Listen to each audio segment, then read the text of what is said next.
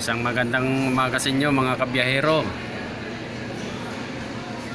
Narito ako ngayon sa International Airport, Cebu Pacific. Ayan, naghihintay na kami na makapasok sa loob.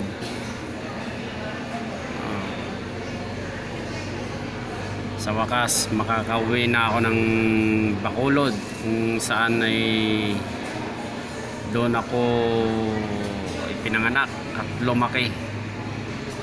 Ayan.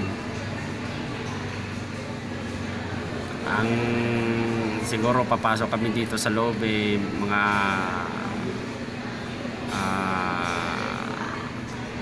1 hour before yung flight namin. Siguro mga alas 8 ganun, kasi ang alis namin 9:15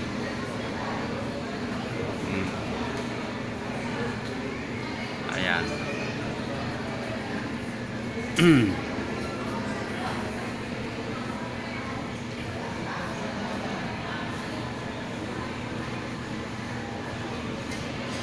Matagal din ako hindi nakauwi sa aming probinsya.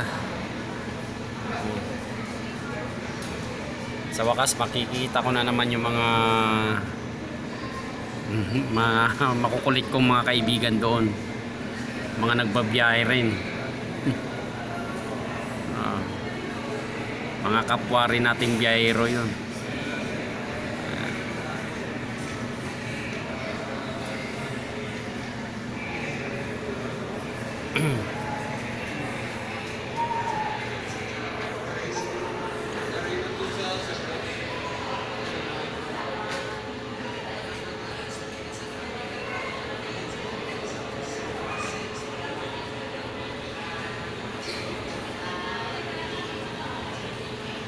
Yan.